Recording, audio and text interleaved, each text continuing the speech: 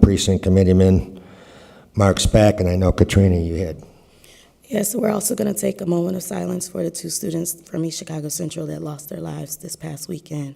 They were personal students of mine, so if you can continue to keep that school in your prayers.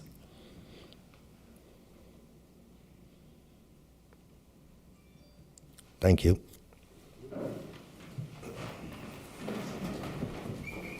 We'll go with roll call. Alexander. Present. Spitali. Vines. Here. Kalwinski. Torres. Here. Tyler. Here. Emerson. Here. Warple. Here. Rakos. Here. 9 present and in chambers. Mayor's address. Hi, good to see the council. Good to see packed council chambers as well. It's good to see everybody here. While everybody's here, I want to remind everybody we have 1 week to go until Election Day, and make sure everybody gets out and votes before Election Day. Everybody watching at home, municipal elections sometimes have very low voter turnouts, and we want a big voter turnout. So I want to remind everybody, I voted in Crown Point because it was easy for me. I was down there and I walked by the voter booth, but everybody has the ability to vote anywhere in Lake County at any of the voting sites, except for on Election Day, and on Election Day you have to go to your polling place. So don't forget to vote. Municipal elections 1 week from tomorrow. So thanks for the address. Summarize what we've been doing the past couple of weeks. I did attend the Lakeshore Chamber of Commerce annual dinner at the Dynasty. I know a number of the council people were there. It was sort of a going away party for Dave Ryan and for Jeff Williams. We're going to miss them. We also celebrated teachers and firemen and police officers of the year. It was a great event, a lot of fun. Dane Cook played the Horseshoe Casino on Saturday. I would normally not put that in the mayor's report, but I haven't seen Horseshoe Casino that packed since before the pandemic. It was great that Dane Cook was there. He's been there before. More importantly, I walked through the casino floor and saw a jam-packed Horseshoe Casino, and I haven't seen a jam-packed Horseshoe Casino in a long time.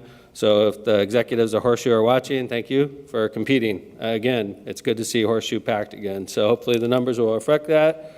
Economic development wise, we had a couple meetings in the past couple weeks. One real big proposal for Hessville, a big proposal, $100 million proposal that we're looking at right now.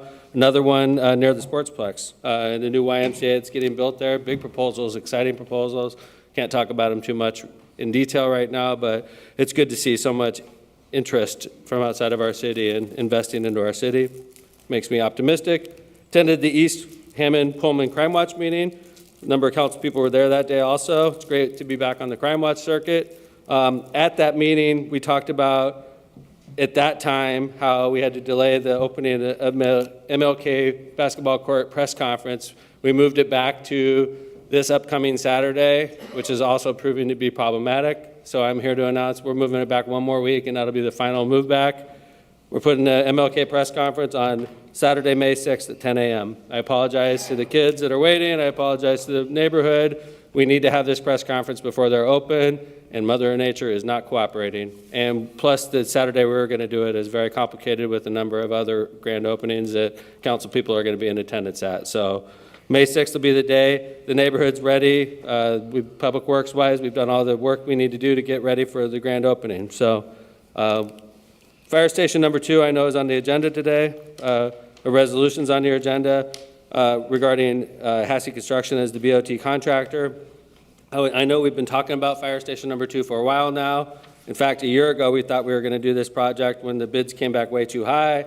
We bounced the bids a year ago, saved $1 million. The bids are still higher than we anticipated, so we're trying to make it work. We did save $1 million by waiting a year. We hope to save more than that. I don't know if it's worth it at this point, waiting any longer. Right now, we're at a final cost of $8 million. We're going to use $1 million from both Councilman Dave Ham, Lake County Councilman Dave Ham, Lake County Councilwoman Christine Sid. Please make sure you thank them when you see them. They've donated ARP money from Lake County towards this project, $2 million from Councilwoman Christine Sid from East Chicago and Councilman Dave Ham, which is helping us finance this project. We're using $2.5 million of ARP money and saving $1 million of that ARP money so that we can get a project done in 3rd District that we're working with Councilman Tyler on regards to Memorial Park. And then the rest of the money we're going to finance using the BOT process that you're all approving tonight. once you guys get done approving this, hopefully it'll be approved in the affirmative. We still have work to do with redevelopment. But basically, fire station number 2, we hope to begin construction in July, and it should last around a year. I'm very excited about this project. It's going to be a similar look to the pavilion because it's literally across the street with a similar layout to the fire station number 8 in Hessville. I think it's going to be a huge addition. That firehouse is very old, so I know the firefighters that work there are very happy. And I was just there the other day talking to them.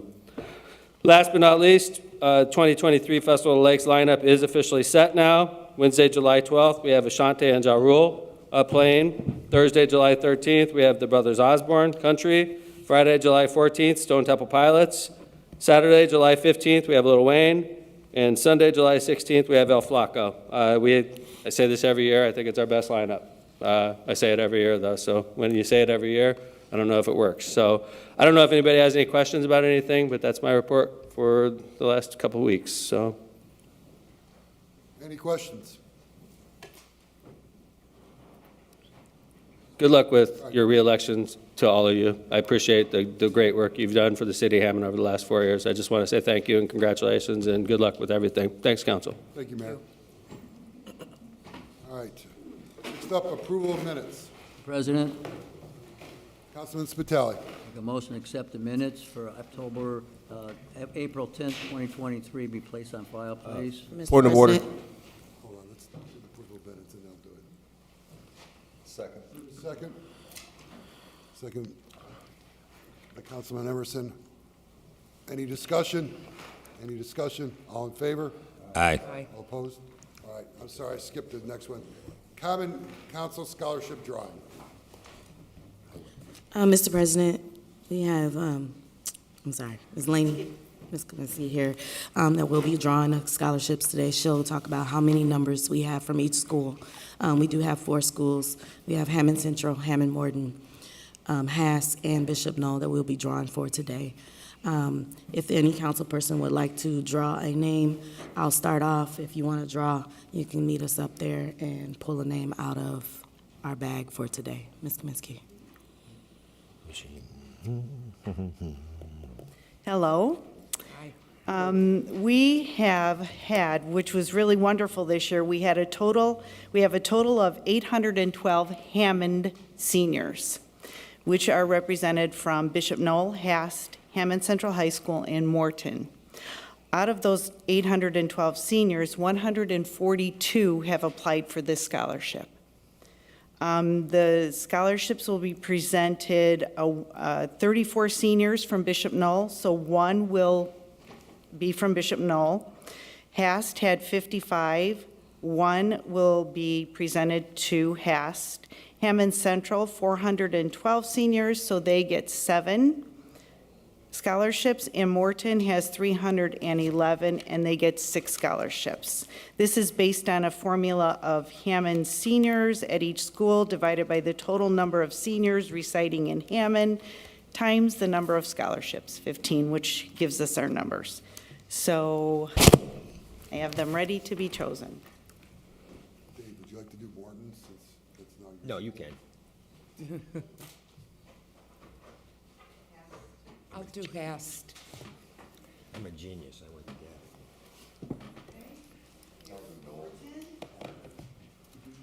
Put them in the envelopes that are with Hammond Central. And here. I'll do Hast.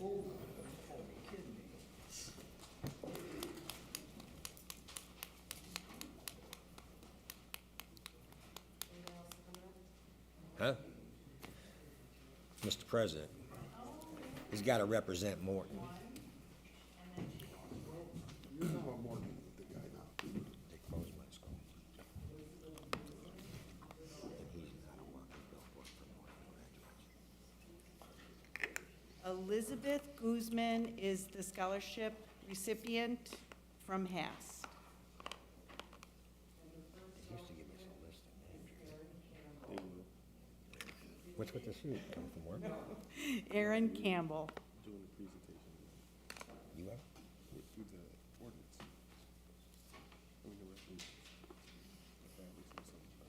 Is that what a lot of people are here for?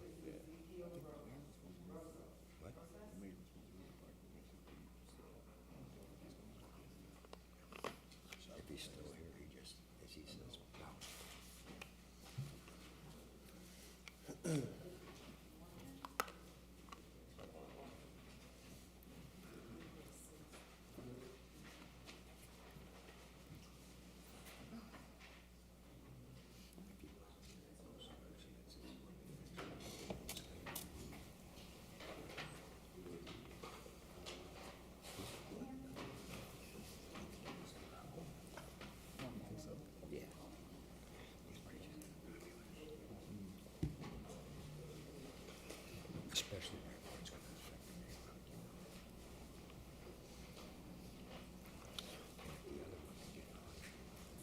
Morton seniors, Markel Easel. Megan Whiteford. Trinity Belford. Angel Navarez. Madison Fleming. Christian Zarco. Then we have two alternates, Jasmine Avila and Lania Fleming. And the alternates are chosen in the event something happens and the students decide not to go to a four-year college or postpone it for a year, then we've used the alternates.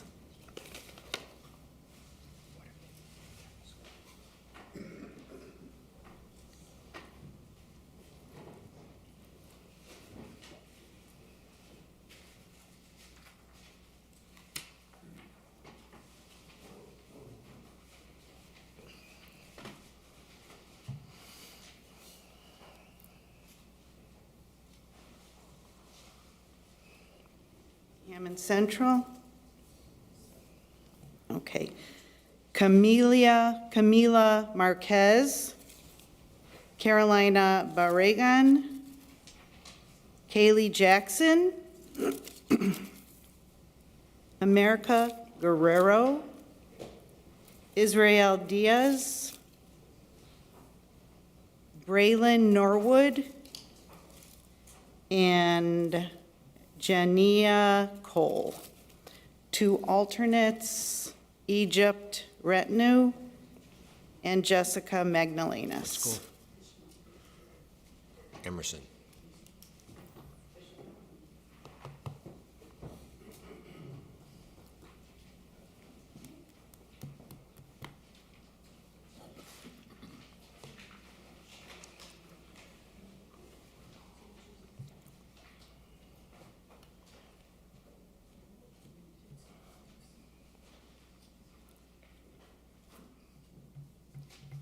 Jacqueline Orozco from Bishop Knoll is the scholarship recipient. And the two alternates are Jacob Cardenas and Eleni Vasquez.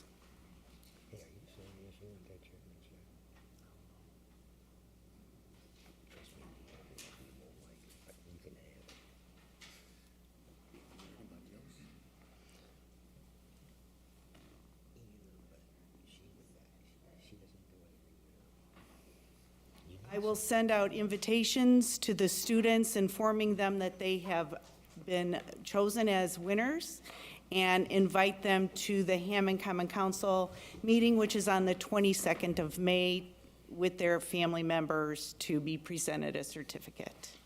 Thank you. Thank you. Thank you, Ms. Kaminsky, on everything that you do for us.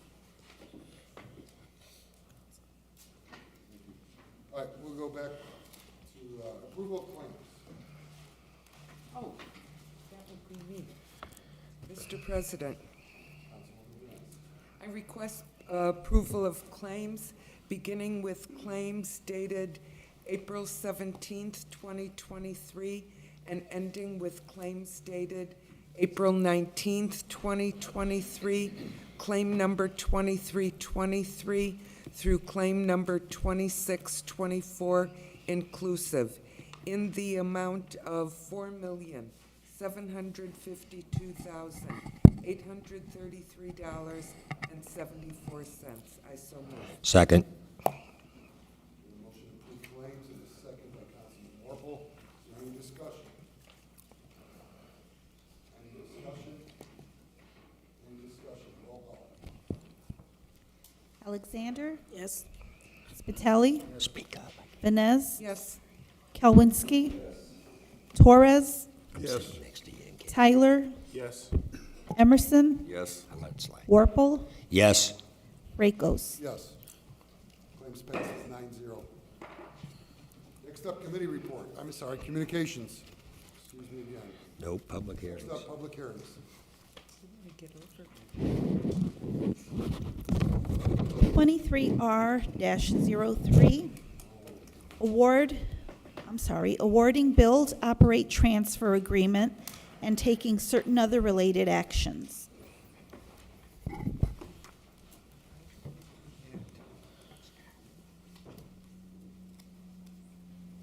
Does anybody wish to speak on that issue in the public hearing?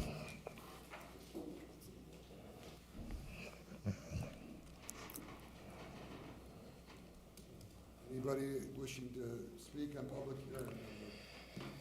Public hearing reference 23R03. Anybody wishing to speak? Yes, Okay. Your name? Dave Matura. Hi, Dave. And this is about Firehouse Number 2? It is.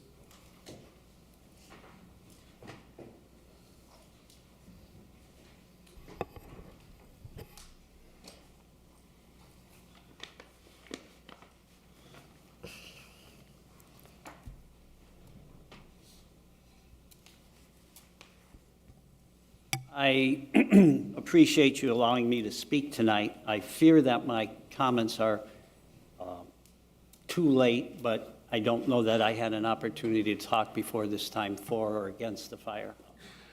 I was at a rezoning meeting the other week, just recently, about Clark Field being rezoned from institutional to residential. And there was a interesting remark in one of the documents from the planning department. I think Mr. Poland may have written it. And it said, the existing firehouse is operational and in good condition. And I thought to myself, it's in good condition. Yet I hear the mayor say we're going to spend $8 million on replacing a building that the City of Hammond says is in good condition. And I couldn't agree more, it is in good condition. I see fire trucks go in and out every day, and I don't see any problems with it. They may say that there's problems pulling out onto Calumet Avenue, but where the new firehouse is going to be, we're going to be pulling out on Calumet Avenue. I hear the fire chief say, well, the trucks are so much bigger these days than in the old days. The existing firehouse is too small. And I thought about that, and I thought, how could the trucks be any bigger? They're not making the roads any wider. The lane is a lane. So I think the truck is as wide as a truck can be, because if they made it any wider, it couldn't go down the street. So I thought, maybe it's longer, maybe it's taller, but it's not any wider. And would that justify $8 million? I don't think so. My house is in that neighborhood in Robertsdale. It's older than the firehouse. We just spent some money and reconditioned it, new electricity, new wires, new kitchen. And I think, well, everybody says the firemen will be thrilled with this new firehouse. I said, well, why don't we put an addition next to the firehouse with new bedding and a new kitchen and a new weight room? And I'm sure that's not going to cost $8 million. And why am I driving towards this? Because I thought, what a shame that the environmental center was closed. What a shame that those people were evicted.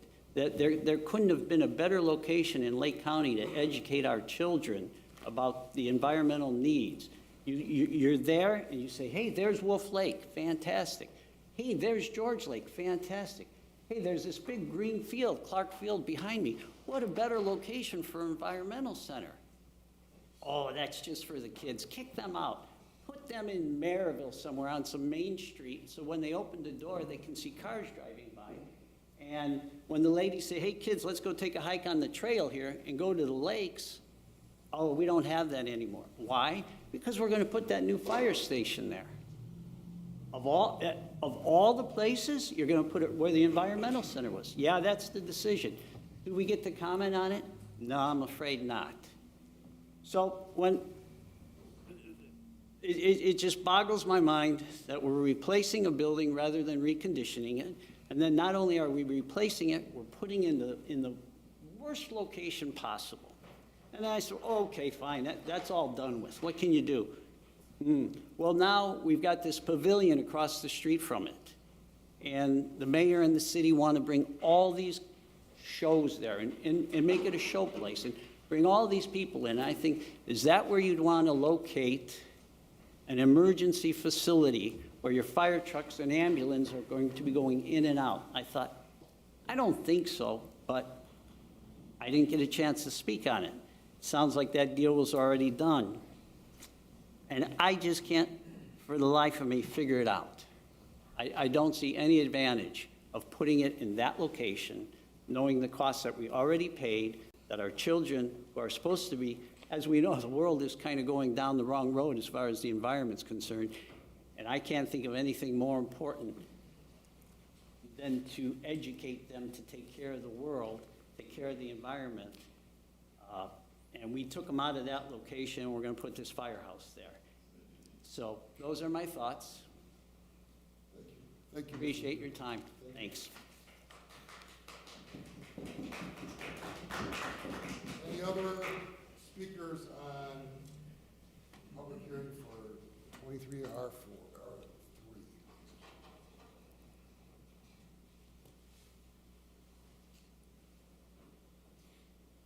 Carolyn Marsh, 1804 Oliver Street, Whiting. First of all, I did see the agenda for the first time today, and I would never recognize the resolution or what you're voting on now on the firehouse is about Clark Field and that area, because it's all under 2201 Calumet Avenue. As a wildlife activist, as a 30-year bird watcher, I'm very concerned about George Lake.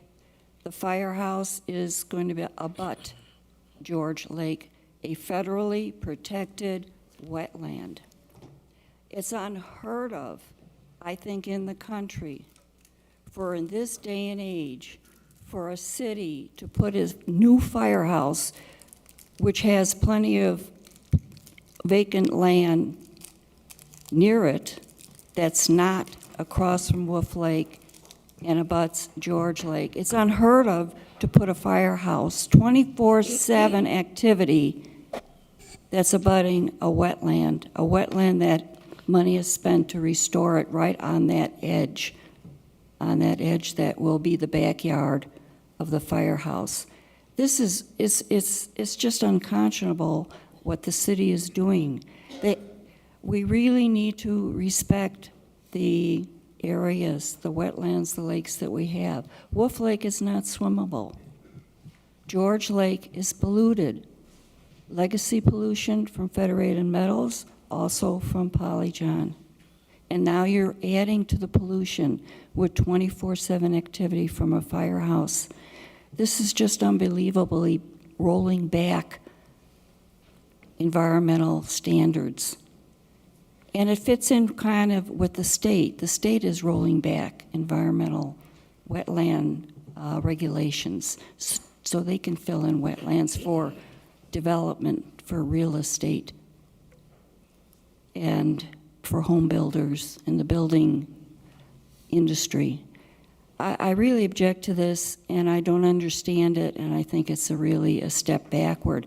When I fought for the Hammond Bird Sanctuary in the lakefront, when I fought for mitigation of the golf course at George Lake, now I see, and had wins there without a lawyer, without legal help.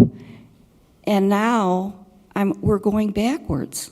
Now here I am again fighting for George Lake to save a wetland. From what? A firehouse? I don't understand that at all. So I think that Hammond has financial problems. You're needing help to for this $8 million. I think there's so many better ways to make the Hammond livable. We're all one community, Whiting and Robertsdale. We all share the lakefront, we share George Lake and Wolf Lake. And I think that what Hammond is doing, what the mayor is doing in particular, is a real setback. I'm going to say this because Mayor McDermott has ridiculed me for speaking in Hammond because I live in Whiting. But the thing is, I'm coming here to speak about Hammond because it's one community. Whiting and Robertsdale is one community. We depend on each other economically. And I appeal to all residents in this area to really be concerned about the area because we're not going to have any green space. The trees, when I look at Clark Field in the subdivision, the amount of green space is so pathetic. It's so minimal. It's really sad. It's really sad that the mayor of Hammond wants to take out the woods, Briar Woods in Hessville. It's a rollback. This is not progress. Thank you. Anybody else like to speak on the public hearing? Hello, Council. A couple things that the gentleman said. We have outgrown the station. The fire trucks are a lot bigger than they used to be, longer, higher. The ambulances, when I first got hired, we had looked like a van that you could buy at a dealership. Now they're 6 feet longer. They're a lot taller. They're boxier. There's more equipment that we carry on them anymore, so we have to have the bigger vehicles. We have outgrown it as far as the guys. 30 years ago when I got hired, we didn't have any workout equipment. Now we have a dedicated workout room in almost all the stations. At Station 2, it's cramped into the bedroom. The beds are all pushed together a little bit tighter now. As far as backing in off of Calumet, pulling out on Calumet, yeah, obviously we're going to have to pull out. With this new station, it's going to be about 150 feet back farther off of Calumet Avenue to where we can turn onto property without backing in off of the street. That's our biggest concern up there is because anybody who's driven up there, if you are, saw the fire trucks back in, people go around us, people don't stop. They don't pay attention to lights and sirens. A couple other things. As far as adding on to the station, I don't even know if that's possible. So that's it. Thank you. Chief Smith? Anybody else who'd like to speak on this? Good evening, Council. Kevin Smith, Corporation Counsel for the city. I just wanted to, kind of from a legal perspective, introduce the ordinance, or I'm sorry, the resolution. I also wanted to make sure that the council knew that both Greg Martz and Bill Hassey from Hassey Construction are on Zoom. Greg, we worked substantially with him on Station 8 and the BOT process. This resolution is one that will allow the financing and selection of the developer for the project. As the mayor pointed out, the timeline for construction is July this year through approximately late summer, early fall next year, so about a 12 to 14-month process. The financing of it is being paid through the council's dedication of ARP money, county council's dedication of ARP money, as well as other fees from the city, so no tax dollars involved. Also, I guess the one thing I did want to just mention and point out, and I heard some earlier speakers talk about green space. I just wanted to remind the council and thank the council and the mayor for the dedication that they've had for making Wolf Lake accessible and increasing the green space over the last 15, 18 years. I know that when Councilman Kowinski took office, as well as the mayor, there were a lot of trucking concerns, environmental concerns around Wolf Lake. Now that it's all green space, accessible by the public, there's a 6-mile loop for recreation, and that's a substantial increase of green space and accessibility to Wolf Lake and the surrounding area. So as far as the fire station goes, though, I just wanted to encourage the approval of the resolution, and of course, if there's any questions for Greg or Mr. Hassey, they're on Zoom. Thank you. Thank you, Mr. Smith. Would either Greg Martz or William Hassey like to speak at this time? From my perspective, I think Kevin outlined the next steps perfectly, which is that if council does move forward tonight with the project, then that would allow us to move forward with the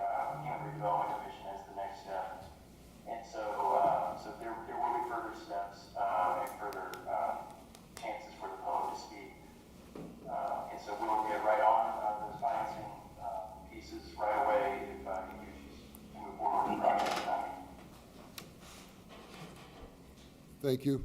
And to the council list is Bill Haskey. We also have Jay Thompson in the audience if you have questions for either he or myself.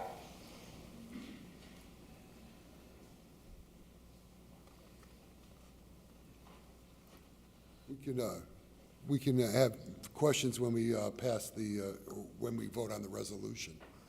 We can do that at that time. This is for public expression, not for us to ask questions. Any other public expression? Any other public expression? Public expression closed. Okay, communications. Any communications? Mr. President, Councilman Tyler. the mayor mentioned this, but I just want to make sure that the public is aware that the reopening of the MLK Park basketball courts has been pushed back another week due to the weather. So those the basketball courts will be reopened on Saturday, May 6th at 10 a.m. And then for everyone, there's also the YMCA groundbreaking this Friday, April 28th, at 11 a.m. Thank you. Mr. President, Councilwoman. I know that Ms. Kaminsky already said it, but just want to remind those scholarship recipients that we will have a meeting for them to receive their awards on May 22nd at our second meeting of that month of May. Just want to remind them and to be picture ready because we'll be taking tons of pictures that day as well. Thank you, Councilwoman Alexander. Any other communications? Any other communications? Any other communications? Communications closed. Committee reports. Mr. President, Councilman Warple. capital improvements met on April 17th.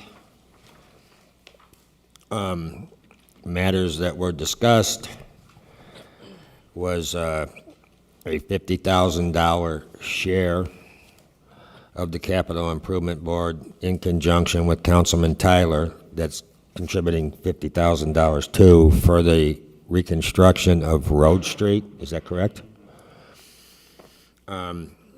Allocations that were approved, funding allocation redesign, Holman Avenue, North Approach at Sibley, to First Group in the amount of $3,615.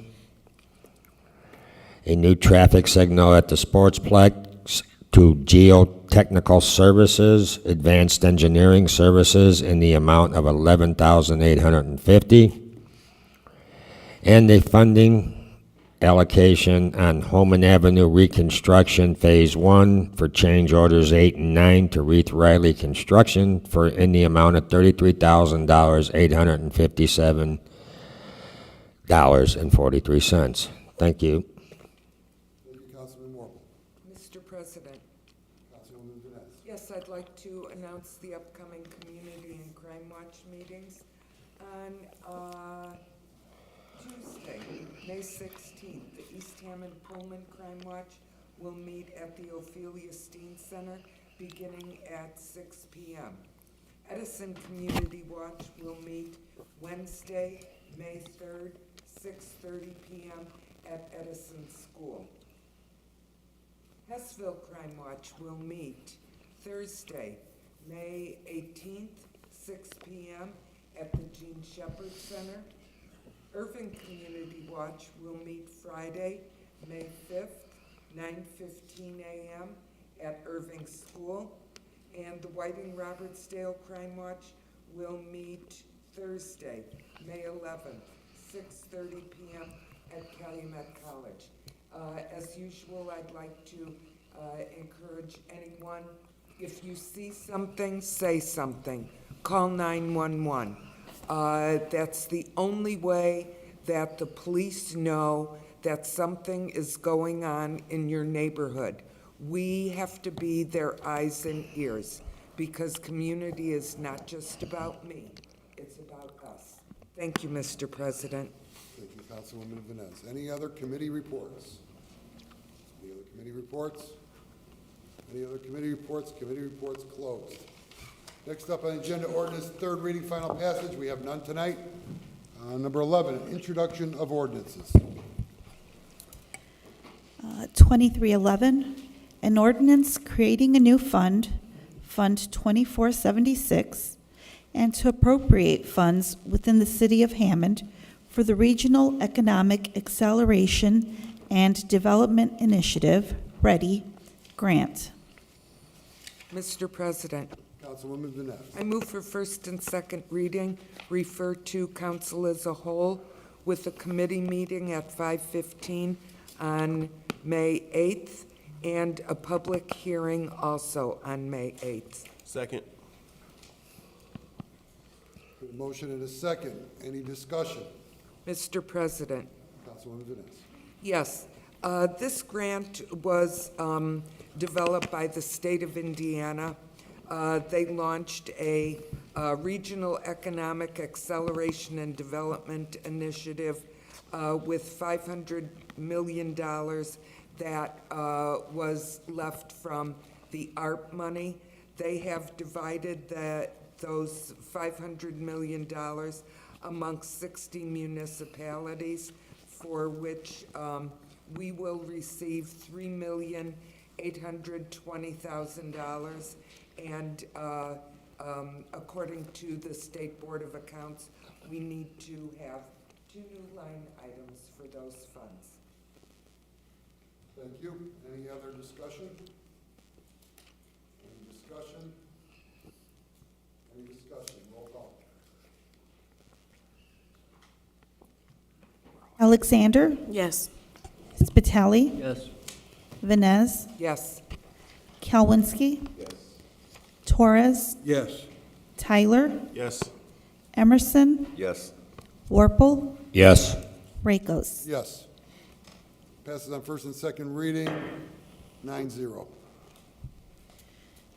2312, an ordinance reclassifying certain lands in the City of Hammond for zoning purposes and amending ordinance number 8514, an ordinance establishing a zoning plan for the City of Hammond, including the regulations and maps to administer the zoning plan in order to provide for orderly growth and development within the city, all in accordance with the comprehensive land use plan as amended, for property commonly known as 2201 Calumet Avenue. Councilman Kowinski. I move that 23-12 pass the first and second reading with the notice of intent to consider for May 8th, 2023, with a council as a whole meeting at 5 p.m. on 5/8/23. A motion and a second. Second by Councilman Emerson. Any discussion? Mr. President, Councilman Kowinski. this ordinance has to do with changing the classification of the property known as the Clark Football Field Athletic Complex from an S2 institutional district to an R1 single-family residential district to construct, operate, and maintain single-family residential subdivisions. Thank you. Any other discussion? Any other discussion? Any discussion? Roll call. Alexander, Yes. Spitali, Yes. Vines, Yes. Kalwinski, Yes. Torres, Yes. Tyler, Yes. Emerson, Yes. Warple, Yes. Rakos. Yes. Passes 9-0. All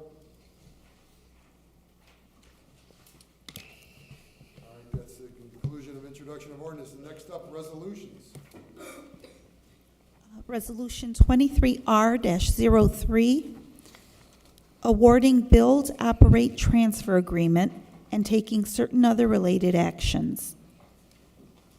Mr. President, Councilman Kowinski.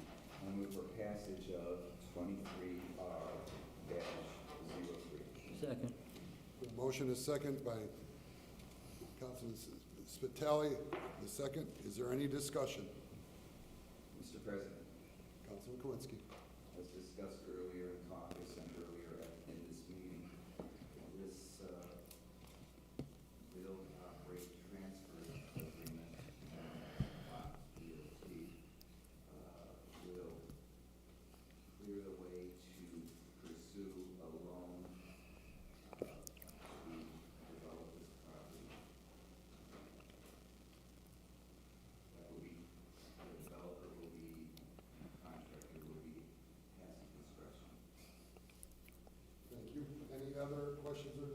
Mr. President, it's my understanding that as part of this agreement, there's no cost overruns or change orders that will be in this building of it, that this is the final price. And I would just like to know, like the question was asked in caucus, what guarantees does the city have that if the building materials or labor costs go up, what guarantees will there be as far as not having the cost overruns in there?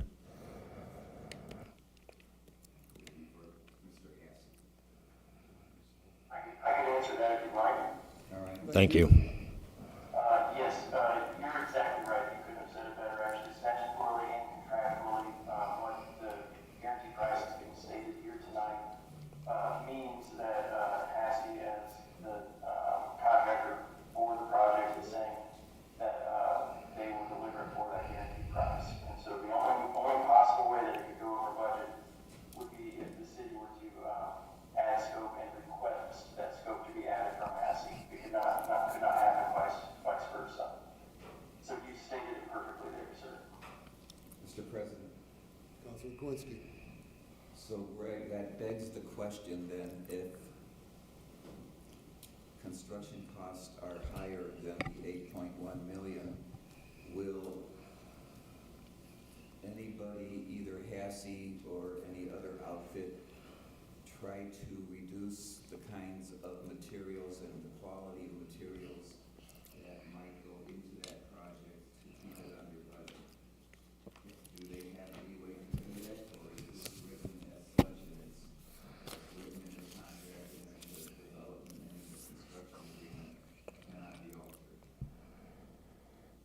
Yes, it's the second one that you said there. So it cannot be cheapened, if you want to use that word, altered in order to meet budget. And the reason that HASI is able to do that is because for the past approximately 14 months or so, this project has been going through a scoping period whereby they've been working with the architect.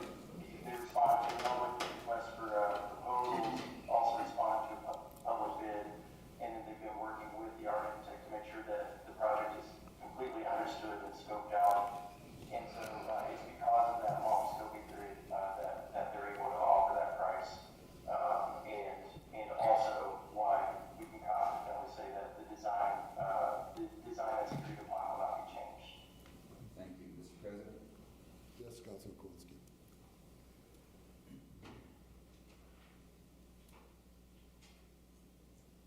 He said, thank you, Mr. President. Did you have something else you wanted to add? Yes, I'm just trying to collect myself. I did want to mention that the advantage of the build, operate, and transfer versus a bond agreement is that there cannot be any change orders. Consequently, the cost should remain at the $8.1 million with some change. That's an advantage to this, and again, ARP funds will be used, ambulance fees will be used, some of the ARP money from county will be used as well, and we're looking forward to this getting started in July. Thank you. Any other discussion? Any other discussion? Any discussion? Roll call. Alexander, Yes. Spitali, Yes. Vines, Yes. Kelwinsky, Torres, Yes. Tyler, Yes. Emerson, Yes. Warple, Yes. Rakos. Yes. 23R03 passes 9-0. Resolution 23R-04, a resolution establishing April 28th as Annie Burns Hicks Day within the City of Hammond. Mr. President, Councilman Tyler. I move for passage of 23R04. Second. A motion and a second by Councilwoman Alexander. Is there any discussion?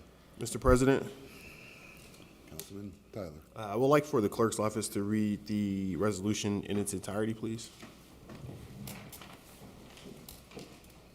So moved.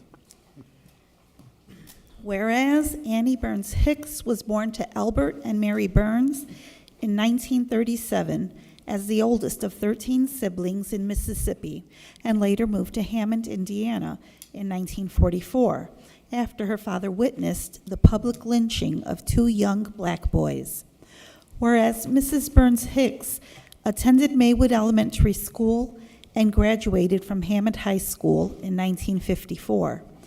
Whereas Miss Burns Hicks graduated from Ball State Teachers College, now Ball State University, in Muncie, Indiana in 1958, and eventually obtained a master's degree from DePaul University in Chicago, Illinois.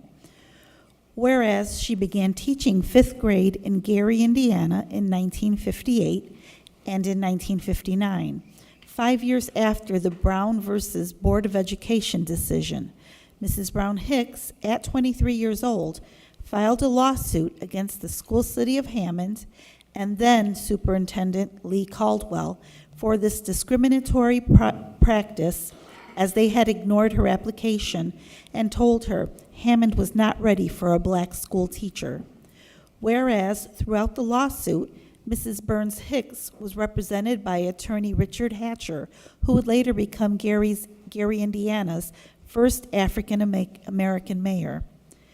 Whereas after the lawsuit was settled, Mrs. Burns Hicks was hired as the first African-American school teacher within the school city of Hammond and began her 40-year teaching career in 1960.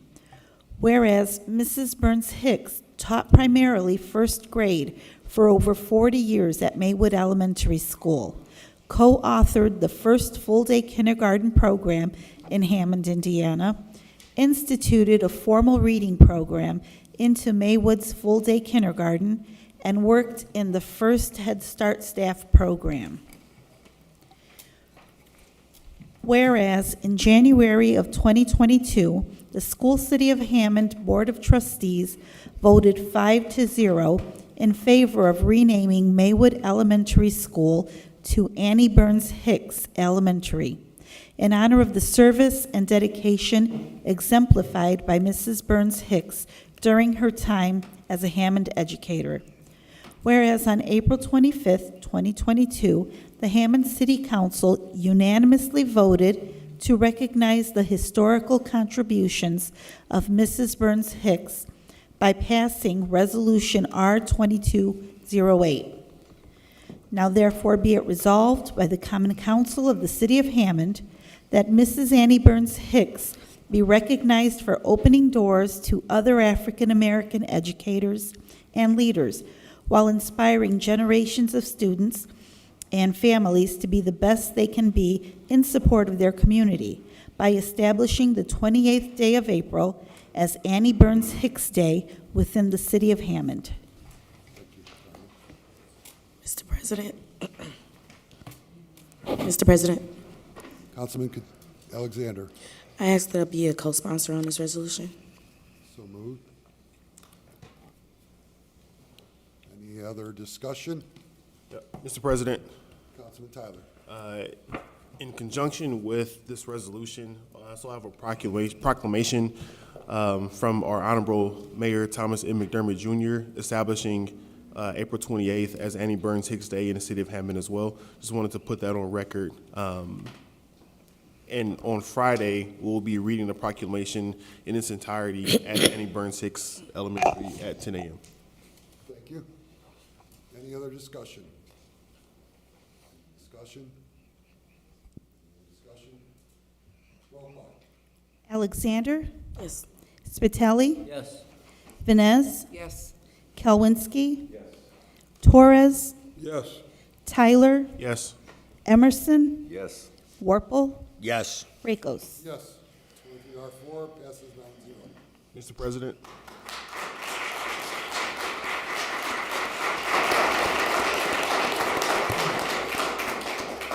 Councilman Tyler.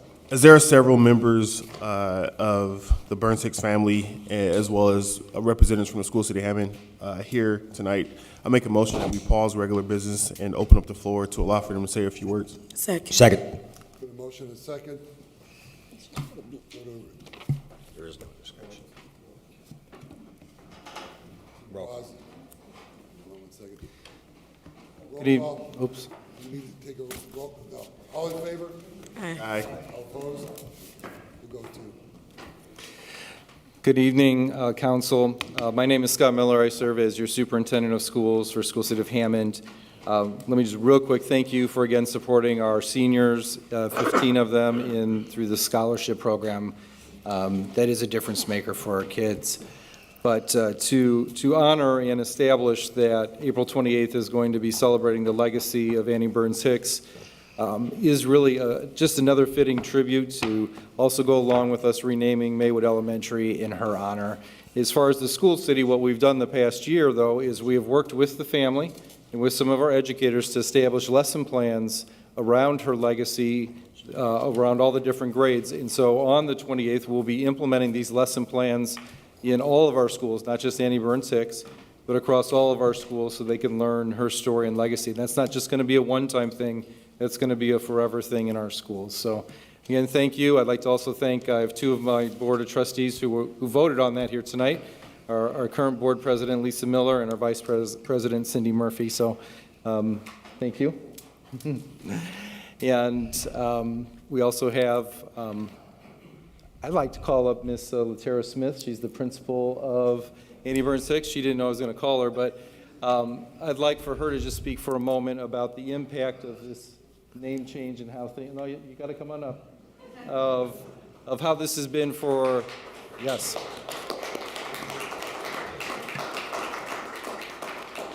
Of the impact of how this is, as you might know, we've had a consolidation, not just at high school, at elementary, and we had students from Lafayette and some students from Columbia and students from Maywood all come together, and I'd like you to talk about how this has brought all the kids together. Good evening, everyone. As Ms. Miller said, I wasn't expecting to come up this evening, but thank you for having me. So we started this journey last year on April 28th when we rebranded our school and renamed it after Mrs. Annie Burns Hicks.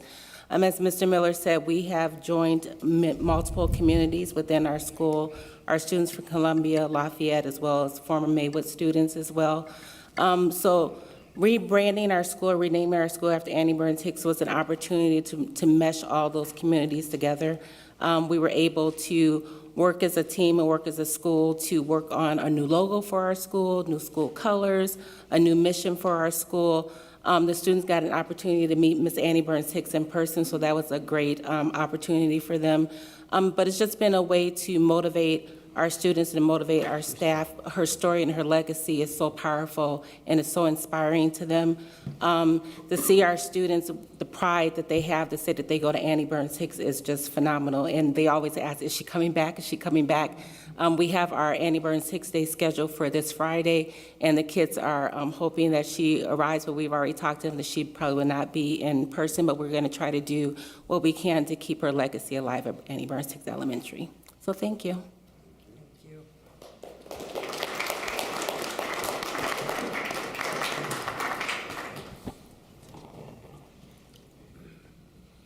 Good evening, Maxine Simmons, but I should call myself Maxine Burns Simmons. This family just has embraced me to do all their speaking for them. Again, to Mr. Miller and the School Board of Trustees, we do appreciate what they have done thus far, and we are expecting more things as the years go on for Mrs. Hicks. But, you know, in 1957 or 58, I probably wasn't even born, close to it, but maybe not. But, you know, Sam Cooke made a song about a change is gonna come. And, you know, I've seen this change with Mrs. Hicks and the school district and now with the civil city in making her special and a day, and that the fact that she's alive to see all these accolades that she's getting now. And there are 3 sisters in the audience, if they would stand.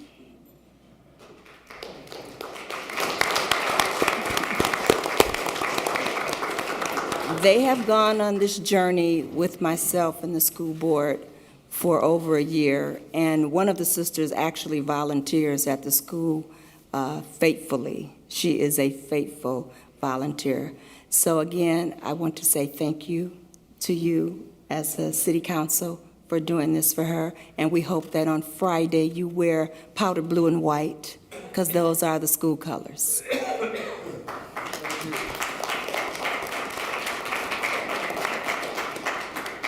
Mr. President, Councilman Vines. now that we voted, I too would like to be added to this resolution, and I encourage the rest of our council members to be added as well. Mr. President,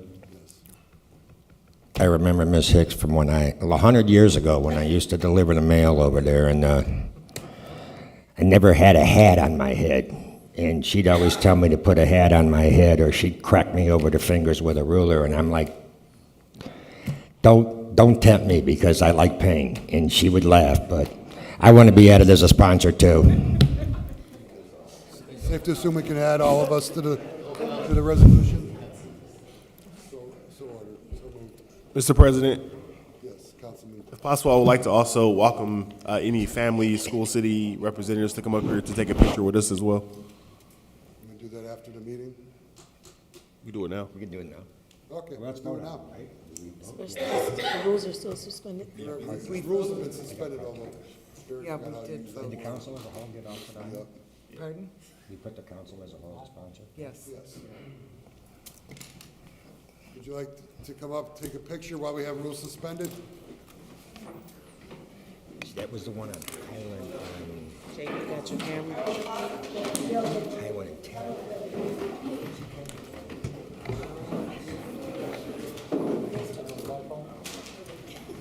Jake.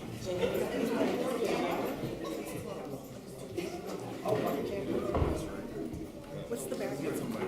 Here? Do it with a cell phone. Who's got a cell phone? I feel that way. Yeah.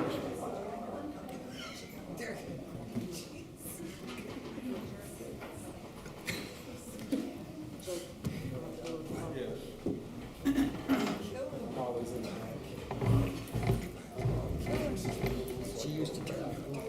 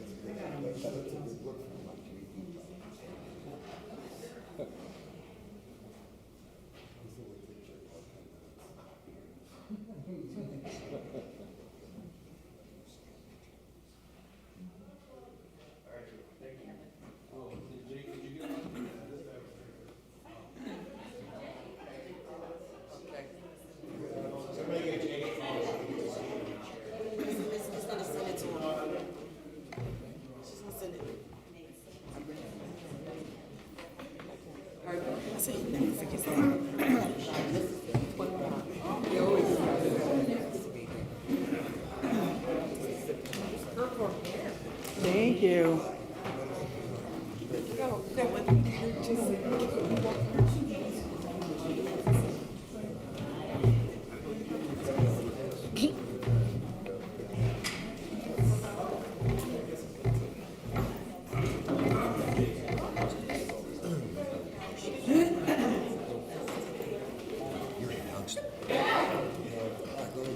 Mr. President, Yes, I Councilman. make a motion that we go back to regular business. Second. And a motion is second to go back to regular order of business. Roll call. Alexander. Yes. Yes. Spitali. Vines. Yes. Kalwinski. Torres. Tyler. Yes. Emerson. Yes. Warple. Yes. Rakos. Yes. 9-0, we go back to regular order of business. Okay, any other new and unfinished business? Any other new and unfinished business? Any other new and unfinished business? New and unfinished business is closed. Public expression.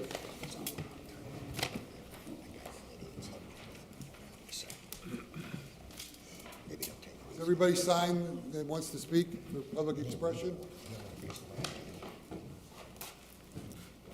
I'll call you up when it's your turn. Reminder, you have 3 minutes. And, I don't know, you might be up next anyway. Oh, Alberto Ochoa, first up.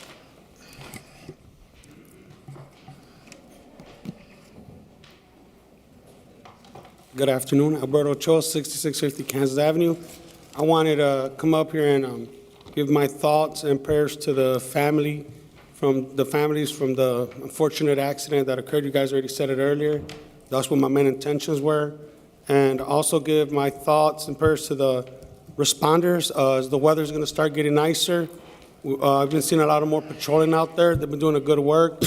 And I think that hopefully, like you guys also stated earlier, we are the eyes out there to have the community also stay out and let the police know of anything so we could, keep our kids safe out there. They'll be riding bikes soon. And hopefully, cars and people slow down and think about the kids on the bikes and on the skateboards or the children. And just say thank you for everybody for your good work. Thanks. Next up, Dave Matura. Okay, thank you again for allowing me to talk. I know this is in hindsight, but I wanted to talk about you passed the third reading and final passage of redistricting or rezoning Clark Field. As we all know, Clark Field was a piece of public property. It was used by the high school and the community. When the high school was closed, the community still actively used Clark Field. I could see people playing tennis there. I could see seniors walking the track. I could see people practicing soccer, baseball. Even though it wasn't used by the school City of Hammond, Clark Field was still being used by the local community, which said it was needed. And when Hammond was consolidating their schools and they said, we're going to close Clark High School, my first thought was fantastic. Clark Field can be merged into the park between Wolf Lake and George Lake. What an ideal piece of property. I can't think of a better piece of property in the city. And it will make that all one continuous park, one green space. How fantastic. And the environmental center's there. But then all of that came to an end. I went to a meeting and I found out, wow, where was I? In a dream world? Things had been planned already. The environmental center was being evicted. It was going to be knocked down. There were no plans for a park. It was going to be developed. As a matter of fact, not only residential, but commercial, multi-story buildings. The mayor wanted 4-story buildings so people could sit on their balconies and look at Wolf Lake. And I thought, what a tragedy. And then I was at another meeting and the city council said, we've been getting a lot of calls from people. They're really, really anxious. They want to build their house there. Well, who wouldn't? It's between 2 lakes. It should be a park. That would be like somebody saying, hey, we're going to allow 37 families to move into Yosemite. Do we have any bidders? Of course you will. Who wouldn't? And that makes me think that it was the wrong decision because it's supposed to be community property. It's supposed to be used for the community. The community actively used it even when the school city didn't. So I thought, well, can we do anything about it? And of course, the mayor had a series of meetings and it was scaled down. No commercial, no 4-story buildings. Great, but we're still going to develop it. Make it green, that wasn't an option. We're going to develop it. And okay, are we going to develop it with a developer? Is the developer going to put his money on the line? Is he going to put in the infrastructure? No, the public is. And I said, well, why would the public do that? Isn't that my money and the rest of the taxpayers' money? Well, the public's going to subsidize this. And then I thought to myself, well, what's in it for the average citizen in the city of Hammond? We get to drive by and we say, look, there's 37 nice, beautiful houses there. Thank you, Mr. Matura. Thank you. Next up, Ken Rosen. I'm sorry, Carolyn Marsh. Next up, Carolyn Marsh. I thought I was signing up for the public hearing, but I'm going to speak here. I would want to speak after some other but I'm going to speak now. I heard comments by the city lawyer that, boy, McDermott made a lot, and Kalwinski, Mark Kalwinski, boy, they made a lot of green space taking out those trucking companies. Well, you know what? A lot of that bike trail is mitigation for Hammond's continually allowing industry to pollute Wolf Lake. So the city of Hammond was gonna be fined big time by the Army Corps of Engineers or the US EPA for polluting. And they said, well, we'll settle this and build this bike path. So there's a lot of things that just aren't known or said. Cargill was a big polluter of Wolf Lake, and they still violate their permit today. Also, Hammond has big problems with flooding. And to build homes in Robertsdale, in the Clark, which is a field, 2 fields, football and baseball field, and other green space, and in Hessville is a real problem for Hammond, because you are borrowing money from the Little Calumet River, or I don't even think borrowing, they're giving you money from the Little Calumet River Basin Commission, which taxes homeowners, taxes my house, so that Hammond can build another station to try to contain the sewage that is going out of Hammond into the Grand Calumet River and the Little Calumet River. So you're continually not in compliance with the laws, the rules. You are overdeveloped. You cannot handle what is right now being built. So there should be no new building permits, because you have a real flooding problem, and you have a threat for more flooding going on with this continually adding to the sewer system and then depositing the sewage into the 2 rivers. And this is unacceptable in most cities, the way you operate. Thank you. Next up, Ken Rosen.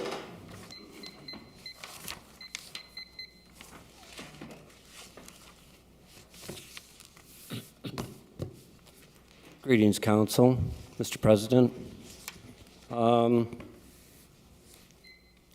Just to alert everyone, there's been no parked trains in Hessville for 5 days.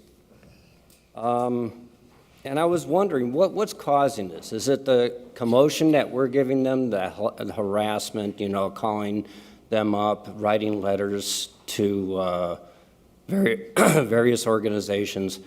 And we have been keeping touch, like I said previously, to Secretary of Transportation Pete Buttigieg.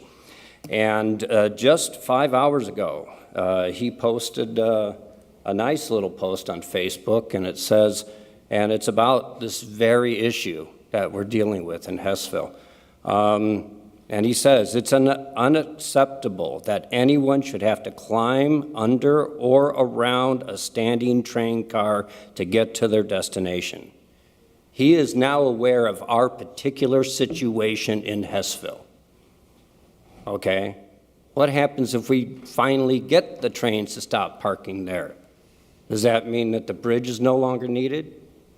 It's already a boondoggle, because it's not going to solve the #1 problem that the city claimed it was going to solve, which is the kids walking to and from school on Grand Avenue, a mile away from where they put the bridge.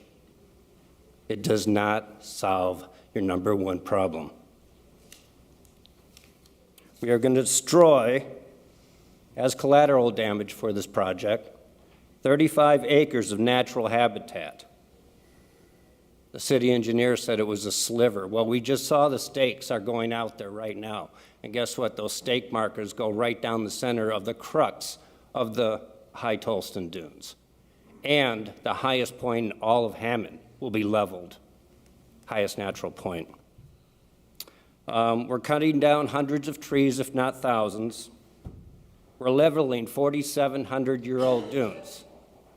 Now, keep in mind, this is for a project that doesn't solve the number one problem they claim it's going to solve. And the mayor has admitted it. He said, if there's a weakness in this project, it doesn't solve that problem. Well, I find that kind of ironic since that was the number one problem listed to the state of Indiana in their application. The number one reason. The danger with kids hopping trains. That will still be the case after you spend $14 million and counting. Kids were thrown under the bus here. The habitat is going to be destroyed. This is a boondoggle of a project, and it should be shut down. Thank you. Okay. Next up, Carl Wolf.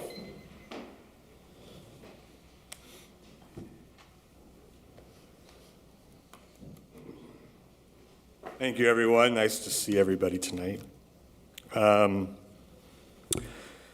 So I've learned in the number of times I've been up here speaking now that I think it's good to start with some kudos and to, point out the good work that's been done by the council and the administration, because there has been good work. There's, Wolf Lake and the park is a wonderful family destination. There has been work to build trails, the preservation to whatever degree. I guess Carolyn Marsh knows better than I do. I'm sure of it, but to whatever degree Wolf Lake has been preserved. I appreciate the work to deindustrialize the area around Wolf Lake, cut down on truck traffic, has been mentioned here by the administration. All good steps. The work done by the city to remediate the properties with high lead levels in Robertsdale, very important. But as you all know, more must be done. And while the golf course is nice, and it's been there, 10, 15 years now, they repurposed a garbage dump. Golf courses are decidedly unfriendly to the environment. That's pretty well known. Developing Clark Field would be good in that it brings more single-family homes to the community, but it is to the detriment of the environment in that area, missing an opportunity to build more parkland, bringing back our environmental heritage, to say nothing of the ongoing pollution wrought by the BP refinery and Cargill and Unilever and Cleveland Cliffs, and the legacy pollution of Federated Metals and the ongoing pollution from that site. And then the irony today is that in the building of a new fire station, to which I don't really claim any particular opinion on it, but the irony of it is that in that process, it's going to be built on the site of a shuttered environmental center. That's pretty ironic. So as I urge the mayor at the Mayor's Night Out, and I urge the council, it is in all of our best interest to listen to the canaries in the coal mine who are raising the alarm around the need for environmentally sustainable development. You have an army of citizen experts who care deeply at your disposal. Instead of relying on people to be aware of weekday committee meetings and hearings where these projects are put in motion, seek their consultation, ask for their opinions, take their consideration seriously from the beginning to the end of the process. Because the Mayor's Night Out, the occasional Mayor's Night Out, the biweekly council meetings, and midday committee meetings are where we get to express our thoughts, and that's not cutting it. Thank you, Carl. Thank you. DJ Gerdick.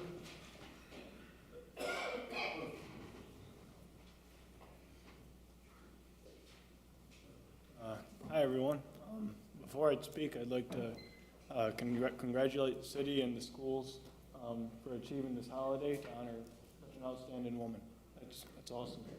Congrats, guys.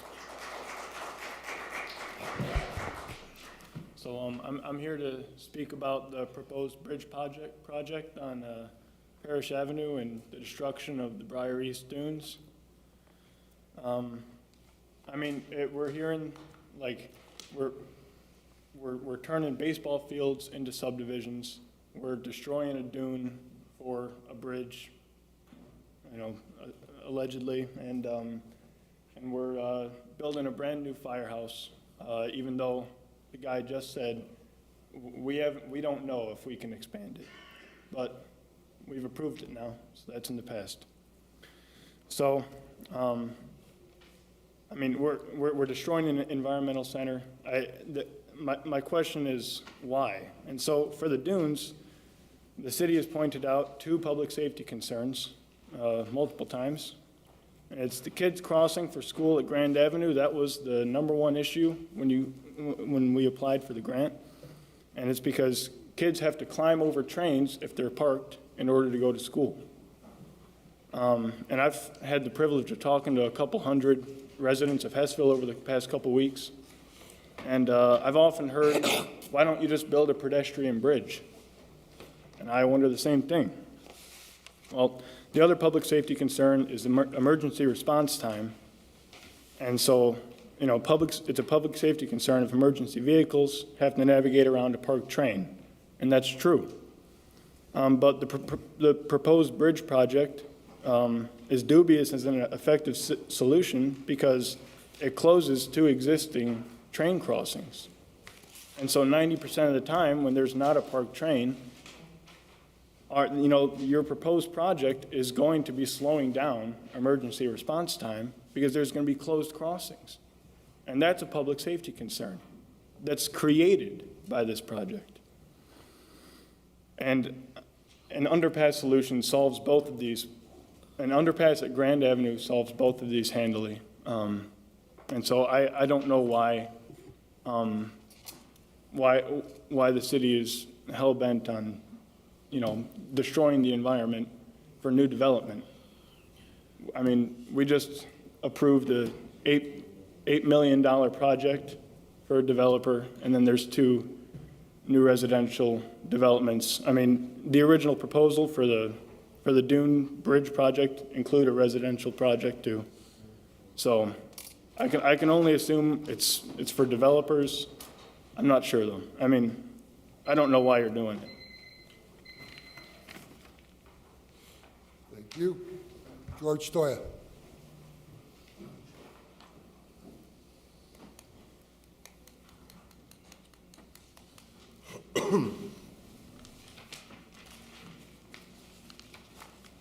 George Stoya, Robertsdale.